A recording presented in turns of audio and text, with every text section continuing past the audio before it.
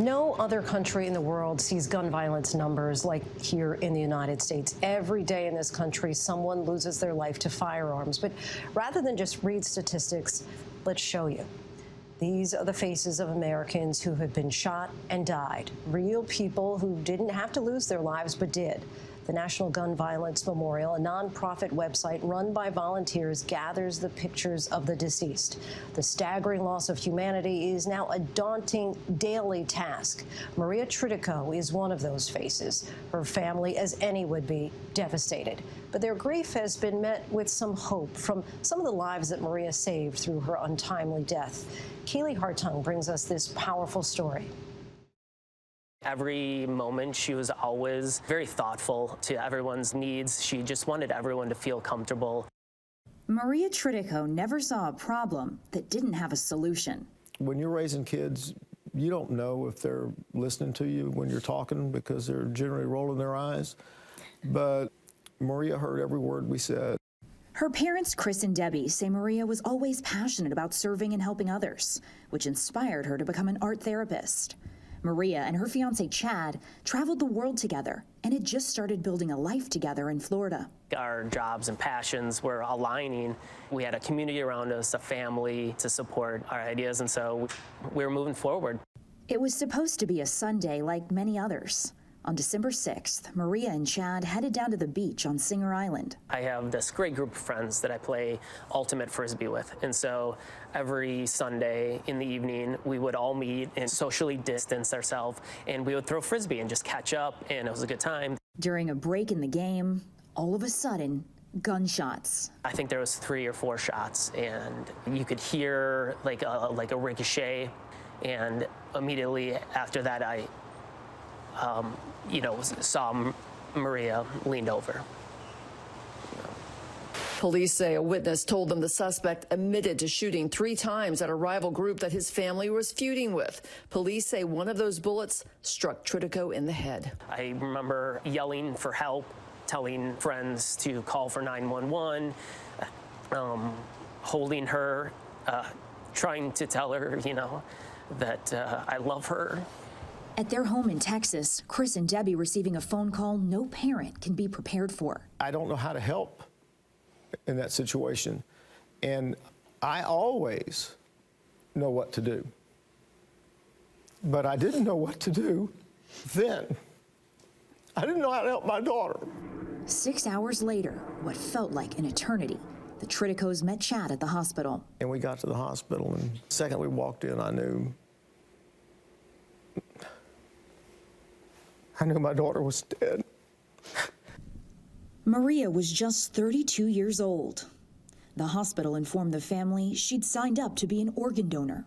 He said, if you know someone who needs an organ, if you'll give me their name, we'll put them at the top of the list. And I said, I happen to know somebody. That somebody was Donna Hawkins. She and her husband Bill were longtime opponents with Chris in the courtroom. I've been a defense attorney my entire career, a little over 32 years now, and Donna and Bill were prosecutors at the Harris County District Attorney's Office. Even though Chris and I were adversaries in the courtroom, we treated each other with respect, with kindness, and we became friends. For decades, Donna had been struggling through the pain of polycystic kidney disease. It is a disease where small cysts form in the kidneys, and over time they grow and impede kidney function. A normal kidney is the size of a fist or a little bit smaller. Mine grew to bigger than footballs. She was a lot sicker than she would let people know, and it finally just got to the point where she couldn't function any longer as a lawyer. In the final months of 2020, her condition was quickly getting worse. I prayed for freedom from the pain, however it could be. I prayed for a donor. I didn't realize it at the time, but my family were actually preparing in a small way in case I did not make it. On a daily basis, what was the pain like? The worst pain imaginable. I've had 2 children, and childbirth was nothing compared to how I felt. Donna was in desperate need of a kidney transplant. Doctors say the average wait for a transplant can be 4 to 5 years. There's a lot more demand than supply, unfortunately. When you're waiting for a transplant, you put your life on hold. And you never know if you're going to make it to the finish line or not. Time was running out for Donna. I had several people that came forward, but none that were a match. With an O blood type, you can only accept from another O donor. And so our options were somewhat limited. Until Maria. Until Maria. In the Tritico family's darkest moment, Chris called Bill. I said, did Donna get a kidney? And he said no, and I said, well, I said,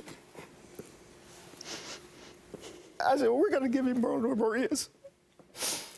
Chris just turned our world upside down for us.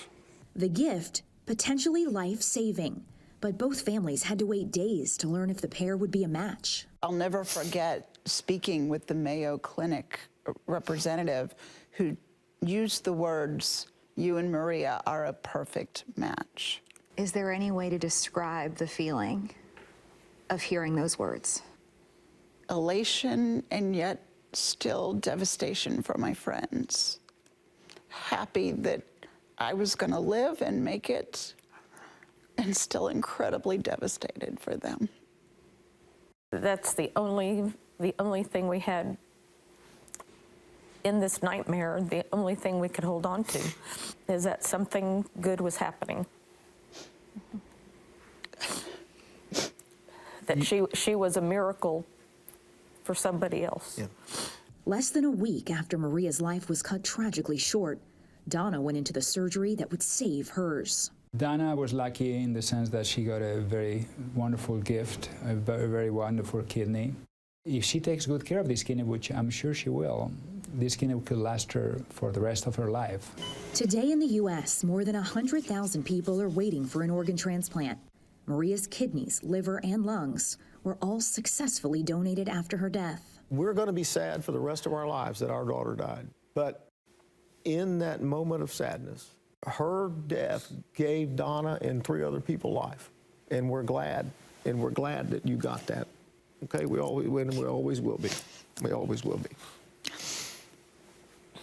She's my angel.